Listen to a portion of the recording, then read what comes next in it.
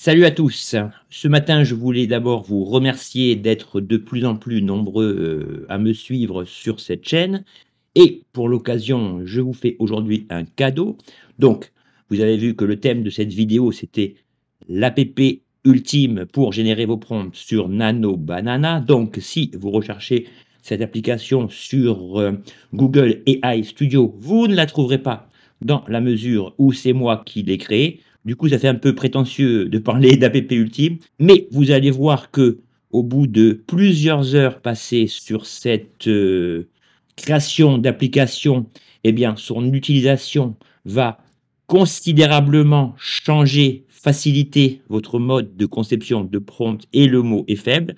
Je me suis basé sur l'ensemble des services proposés par, Nano Banana dans sa version, classique, traditionnelle et j'ai, inclus comme base de connaissances le guide Nano Banana que je vous avais offert il y a quelques mois et que vous pouvez télécharger sur le lien ci-dessus. Vous allez voir que l'utilisation de cette application, comme je vous l'ai dit, va vraiment vous faciliter la vie. Le seul petit défaut, je vous le signalerai de temps en temps lors de cette vidéo, c'est que c'est une application en local, c'est-à-dire que je ne l'ai pas connectée à une base de données Firebase ou Firebase Studio ou peu importe. Donc l'inconvénient, si vous voulez, c'est que lorsque vous générez des images au sein de cette application, téléchargez-les immédiatement, faute de quoi, si vous réouvrez une session, vos images générées seront perdues. Mais hormis ce petit défaut, je vous garantis que vous ne regretterez pas l'utilisation de cette application. Je vais vous montrer comment elle fonctionne et comment vous pouvez en tirer parti. C'est Barthélémy. Pour ceux qui ne me connaissent pas, merci de cliquer sur le bouton de souscription pour m'aider au développement de cette chaîne. Et nous, on part à la découverte de cette application faite cousu main pour faciliter votre productivité.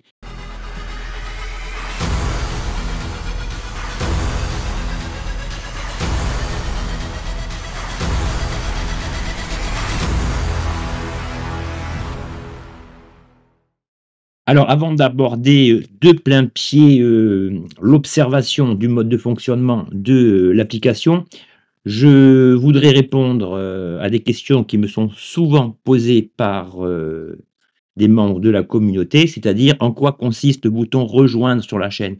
Eh bien, le bouton rejoindre, lorsque vous cliquez dessus, comme vous le voyez, sur une base de 4,99 € par mois, vous donne droit à des contenus inédits. Donc ces contenus inédits, c'est pas forcément des vidéos, c'est surtout des PDF ou des applications sur lesquelles je passe pas mal de temps à travailler, que je fournis une fois par semaine à mes abonnés.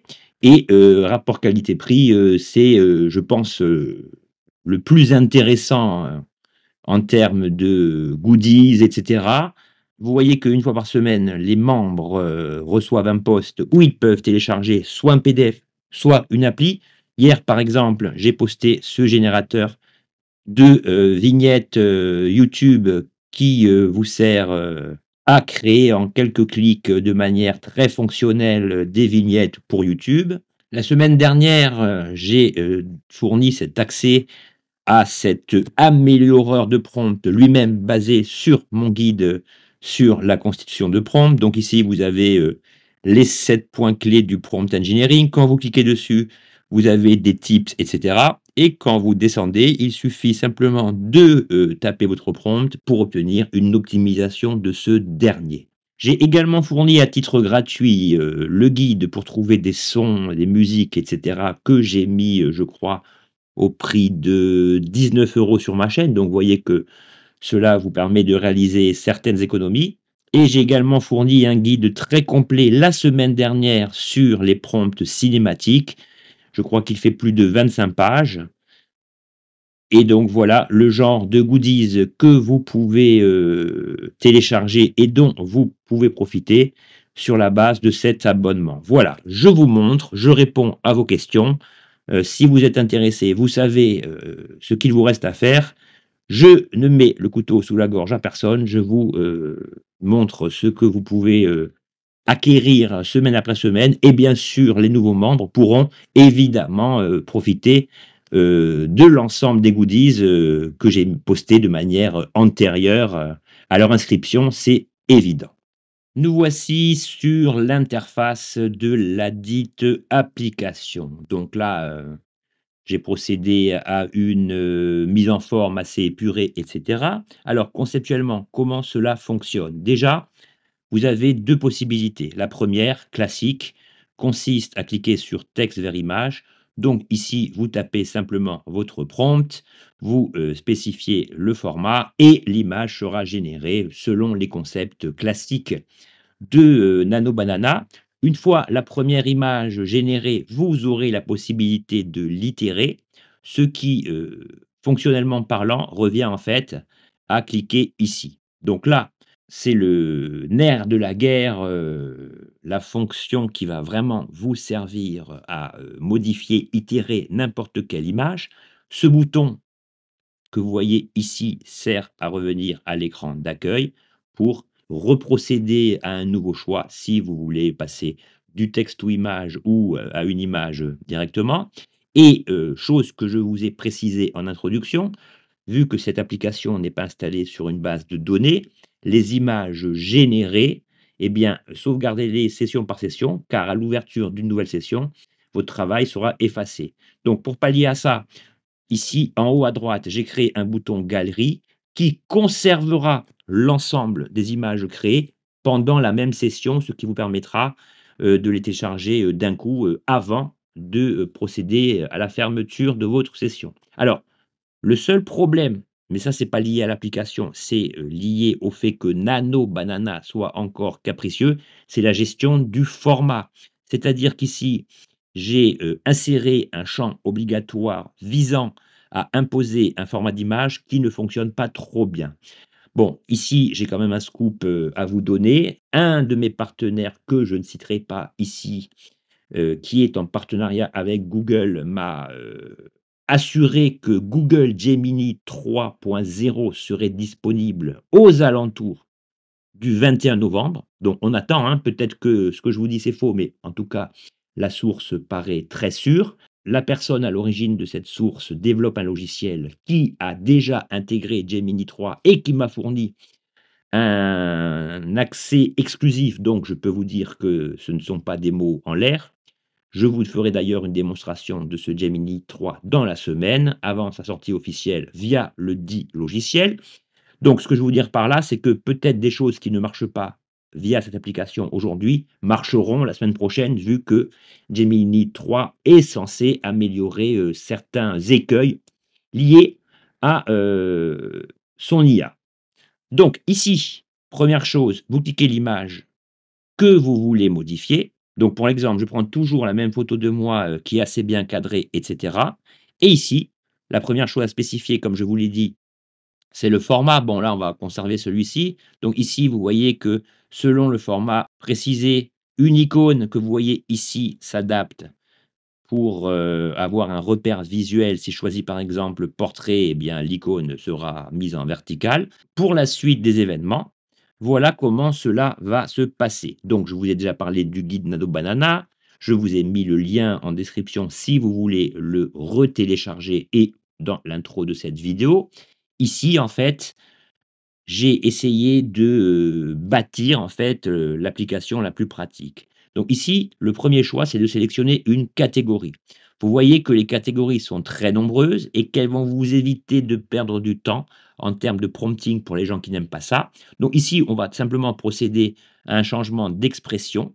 Donc j'ai également mis tout par ordre alphabétique pour vous éviter de chercher, dans une sorte de bordel, textuel, ce que vous voulez, et dès que la première catégorie est sélectionnée, eh bien, le deuxième champ de saisie que vous voyez ici devient fonctionnel. C'est-à-dire que là, plutôt que de taper, changement d'expression, le personnage doit être triste, eh bien ici vous cliquez et vous choisissez le sentiment, l'expression que vous voulez, appliquer à votre nouvelle image. Donc là, on va lui mettre un cri de colère et vous voyez que la chose à laquelle je tenais, c'est qu'au fur et à mesure des instructions que j'entre, que l'utilisateur, que vous allez rentrer en termes de choix, eh bien, le prompt se génère, sous vos yeux. Donc ici, soit vous validez, soit vous pouvez évidemment apporter vos propres modifications au prompt. Si un des éléments que vous voyez ici ne vous convient pas, eh bien, vous le modifiez.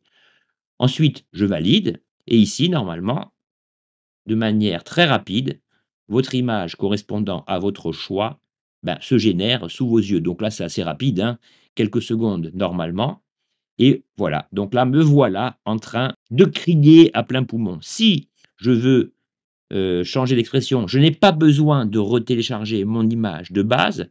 Je sélectionne simplement ici un sentiment d'euphorie, d'exaltation. Bon, on s'en fout, hein, c'est vraiment pour l'exemple. Je génère ma seconde image et ici, vous voyez que en haut à droite, vous avez une petite pastille bleue qui vous indique que pour l'instant, votre galerie temporaire, je le reprécise, eh bien, vous signale que nous avons une image, donc désormais 2 images. Donc voilà, la facilité d'exécution déjà au niveau expression. Donc ici, si vous voulez télécharger ces 2 images, eh bien ici, soit vous la téléchargez au fur et à mesure, soit vous allez dans votre page galerie et ici, vous avez un bouton download qui vous permet de télécharger une image une par une. Donc ici, si je veux continuer, avec, mon visage, le deuxième point sur lequel je voulais, que cette, application soit pratique, c'est de pouvoir demander une, 2, voire plus d'itérations d'un coup. Je vous explique. Donc ici, l'image montre un visage de moi qui est neutre. Admettons que je veuille à la fois rendre mon visage triste, mais qu'en même temps, je veuille ajouter une nouvelle catégorie de transformation. Eh bien, c'est tout à fait possible. Donc ici, je veux que mon visage soit triste, mais je veux que le cadrage alors ici, également, hein, je vous ai fait une vidéo il y a 2 ou 3 jours sur les cadrages, dont je vous mets, le lien ici qui est très utile et donc ici, au niveau des cadrages, vous avez, les principaux cadrages utilisés en photographie, en cinéma. Donc ici, si je veux une photo de moi qui a l'air triste, mais cadrée différemment, eh bien, je vais choisir, par exemple, un plan en, contre-plongée, vue de bas. Mais si, en plus, je veux appliquer un style graphique à cela, je vais rajouter une troisième catégorie concernant, cette fois-ci, les styles et au niveau des styles, donc là aussi, hein, je me suis basé sur des tableaux que j'avais moi-même, créés. Donc là, vous avez l'ensemble des styles pris en compte par l'ensemble des IA. Je ne dis pas que l'IA est exhaustive, mais avouez que le nombre de références, est quand même assez, important et va vous aider à progresser dans la conception de vos images. Donc ici, admettons que je veux un portrait, de type publicitaire. Eh bien voilà, j'ai donc, envoyé à l'IA 3 indications. Je veux mon visage triste vu en légère contre-plongée dans un style publicitaire. Ben, on va tester. Donc ici, je génère l'image. Donc là, j'ai pas à apporter de limite en fait dans le fait que les différentes catégories puissent en fait, s'ajouter. Donc voilà le portrait. Donc là, on voit que la contre-plongée n'a pas été prise en compte. On va réitérer, parfois il faut plusieurs essais, hein, donc ça je vous le dis, c'est pas lié à l'application, c'est lié à Nano Banana. Donc on va changer un nouveau style, on va faire un style PixArt, on va changer le plan en plongée extrême et on va voir si cette fois-ci l'ensemble répond. Voilà, ici ça a beaucoup mieux répondu. Je suis bien vu.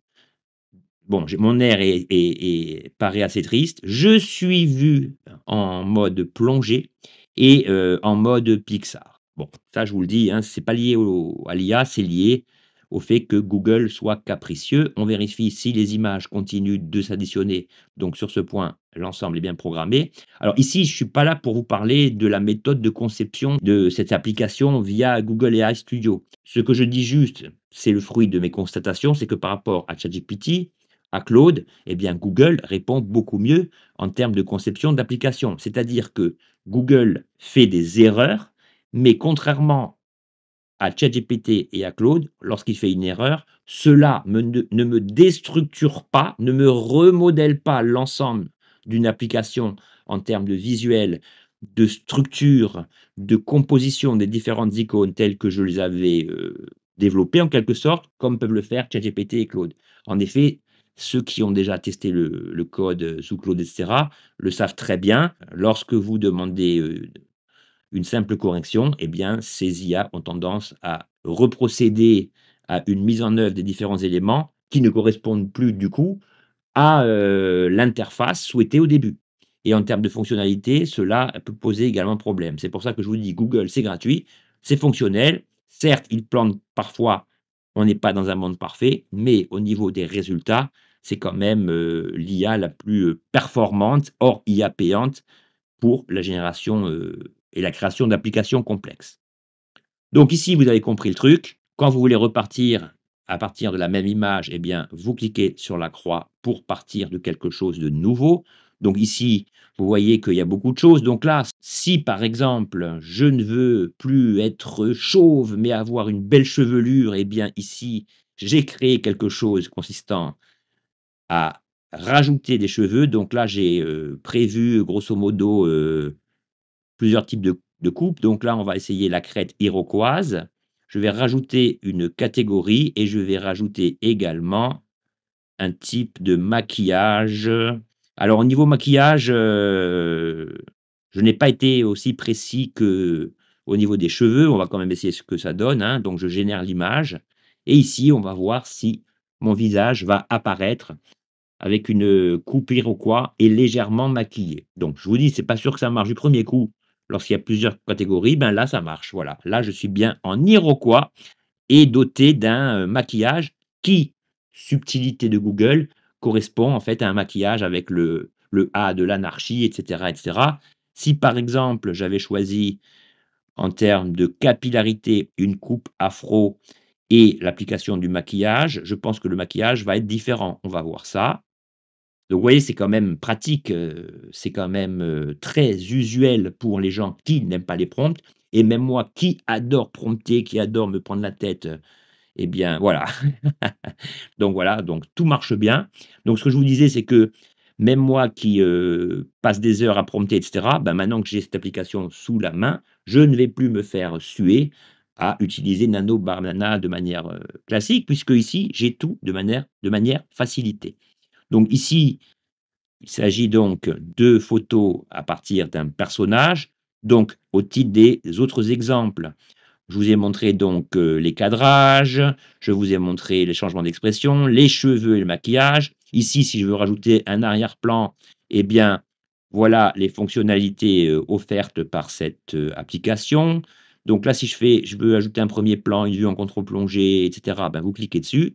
Si je veux, par exemple, des éclairages spécifiques, bien voilà, vous avez des, éclairages assez classiques, lumière du jour, heure dorée. Donc là, si je veux par exemple, un éclairage, néon, eh bien voilà le prompt adaptatif qui se met en place. Mais si en plus je veux un éclairage néon cumulé à un éclairage de studio professionnel, je peux le modifier.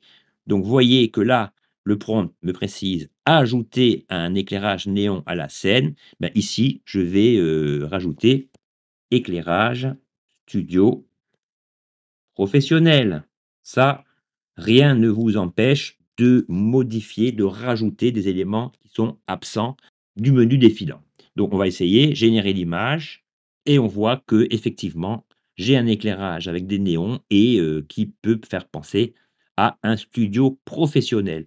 Si par exemple ici, dans le prompt, je retire ajouter un éclairage néon et que je me contente de ajouter un éclairage studio professionnel, même si ici il y a marqué néon, eh bien Google Nano Banana va prendre en compte les indications correspondant au texte, saisi dans cette zone. Enfin, du moins, je l'espère. Et voilà, ici, on a un éclairage studio professionnel. Bon, au fur et à mesure, hein, je rajouterai des éléments, donc c'est pas un logiciel qui est figé. Peut-être que je n'ai pas tout testé, hein, mais normalement tout fonctionne et si des éléments manquent, dites-moi ce que vous voudrez que j'ajoute en commentaire et je le ferai. J'essayais vraiment de penser à tous les cas de figure, mais quand on reste longtemps sur un projet, on peut oublier des choses. Donc ensuite, vous avez les effets spéciaux. Donc les effets spéciaux, c'est pour rajouter, voilà, des ailes à un personnage, du feu, des flammes, de la glace, de l'eau, effets électriques et cetera. Un corps en cristal, donc tiens, on va essayer corps en cristal et vous allez voir que l'ensemble, en fait, vous permet vraiment de gagner, beaucoup de temps. C'est pas parfait, mais le prompt a bien répondu à ce que je voulais. Alors ensuite, j'ai créé des catégories spécifiques et vous allez voir que pour certaines catégories, j'ai programmé, l'application pour que vous puissiez importer 2 images afin de les fusionner, par exemple. C'est le cas dans les animaux. Donc si je clique sur animaux, eh bien d'abord, je vais retirer cette image et je vais importer la première image de mon animal. Ici, la première image, c'est un lapin. Donc ici, lorsque je sélectionne le lapin, eh bien, il va falloir reprocéder au choix des animaux et ici, je veux fusionner 2 animaux avec image, comme vous le voyez là. Eh bien, le fait de cliquer là-dessus, vous allez voir que vous allez pouvoir télécharger une deuxième image, donc l'image du deuxième animal que vous voulez fusionner. Donc là, il s'agit d'un aigle et ici, vous voyez que le prompt spécifie: «Fusionne de manière créative avec l'animal de l'image de référence en intégrant les caractéristiques les plus remarquables de ce dernier». Et là, normalement, je clique sur «Générer l'image» et on va avoir une fusion entre un lapin et un aigle. Alors, un truc très important concernant cette, fusion, c'est que parfois inverser en fait, les 2 animaux, parce que quand je mets l'aigle en premier et le lapin après, eh bien la fusion est beaucoup moins, bien faite en fait que celle-ci. Donc voilà, c'est ce que je voulais vous montrer. J'ai également procédé à cela dans la catégorie Swap Face pour changer de visage. Bon, vous testerez, je ne vais pas tout vous montrer ici, je vous montre vraiment les grands axes de l'application. Donc ici, j'ai également repris, un des logiciels que je vous avais montré dans une vidéo la semaine dernière, dont je vous mets le lien ici et qui permet de vous transformer très rapidement en un personnage issu des grandes époques, de l'histoire mondiale. Donc là, je me suis transformé en samouraï de l'époque féodale. Donc comment j'ai procédé à cela? Eh ben, de manière très facile. Je me rends dans époque historique et ici, vous voyez que j'ai inclus, toutes les époques, marquantes de l'histoire de l'humanité. Donc là, si je veux me transformer, par exemple, en je ne sais pas moi, en viking, par exemple, eh bien, voilà, je clique sur viking. Mais ici, ce que je veux dire, c'est que, si vous voulez maintenir la consistance du cadrage, ici, je suis en gros plan, eh bien, ici, je vais quand même conserver gros plan et un élément pour ne pas que la photo soit en 3/4 alors que je désire conserver une photo vue de face, eh bien, dans le prompt, vous dites simplement: «Le format de l'image source doit être ignoré». Ça veut dire que là, normalement, il est censé, si je lui impose un format, s'adapter au format, ce qui n'est pas le cas. Donc je vous ai dit, c'est un des problèmes, liés à Nano Banana. Transporter ce personnage à l'ère des Vikings et là, je rajoute: «Vue de face» et comme ça, je suis sûr que Nano Banana ne procédera pas à une recomposition physique, dans une autre pose, en quelque sorte. Donc là, on essaye de générer l'image et on va voir si je vais être transformé en pirate gros plan, vue de face. Voilà, c'est le cas. Bon, là, la caméra est quand même un petit peu plus reculée, mais je suis bien de face, en viking, donc l'ensemble fonctionne très bien. Bon, si j'avais voulu procéder de la même chose en romain, ben voilà, j'aurais cliqué là, sans toucher au prompt puisque celui-ci est adaptatif. Sauf que là, vous voyez que ici, comme il est adaptatif, eh bien, la modification que j'ai opérée vue de face n'a pas été retranscrite. Donc ici, bon, enfin ça y est, bon, Nano Banana ayant une mémoire, il m'a quand même recréé en romain vue de face, de gros plans, donc tout cool. Au niveau du face swap, donc là, vous, choisissez d'échanger le visage. Quand vous cliquez sur «Échanger le visage», eh bien, vous voyez qu'ici, l'application s'adapte afin que vous puissiez, importer le visage de la personne à changer. Donc entre temps, j'ai interverti les photos parce que je veux voir mon visage appliqué sur celui du joker. Donc ici, je vais simplement valider l'opération. Bon alors le face swap, c'est pas garanti que ça marche à tous les coups, hein, je sais pas si Nano Banana est vraiment adapté pour cela, mais j'ai quand même voulu intégrer cette option même si elle est pas parfaite. On regarde. Donc là, vous voyez que ça a pas trop marché. Donc on va reprocéder d'un nouvel échange. Alors ça se passe aussi quand les 2 plans sont quand même, éloignés au niveau du cadrage, hein, c'est pas garanti sur facture. Donc voilà, là, on me reconnaît, on voit bien que c'est ma tête posée sur le visage du joker, donc là, tout va bien. Là, entre temps, j'ai relancé en fait, la page parce qu'il y avait une petite erreur, ça peut arriver et du coup, les images sont retombées à 2. Donc c'est ce que je vous dis, je radote, n'oubliez jamais de télécharger vos images au fur et à mesure. La semaine prochaine, normalement, sortira ma nouvelle formation, une formation très dense qui est constituée de 5-6 heures de formation vidéo et qui comprend de nombreuses ressources, dont un guide, composé de plus de 1000 pages qui est découpé en plusieurs, séquences avec, les grands principes de la conception d'images via le prompt engineering et des guides, contenant, des prompts triés par thème et avec chaque fois une référence visuelle et l'explication de certaines techniques comme les techniques photographiques, les techniques de portrait et cetera. Donc ici, pour cette, application, j'ai intégré l'ensemble de la base de connaissances qui était déjà dans le guide Nano Banana dont je vous ai parlé, plus dans, les références liées à la formation. Et ici, alors ici, je vais enlever l'image du joker, je réimporte, mon visage et donc pourquoi je vous parle de ça? Parce que comme je vous viens de vous le dire, j'ai intégré donc, tous les prompts, toutes les possibilités, que je détaille dans cette formation, dont par exemple les, appareils photo. Si je veux voir mon portrait comme s'il avait été pris avec l'un de ces appareils photo célèbres, du moins les effets que ces appareils photo, permettent. Si par exemple je veux, avoir une photo de moi avec un téléobjectif de 200 millimètres ou, avec un appareil photo, jetable, eh bien je vais cliquer dessus et je vais lancer, la procédure.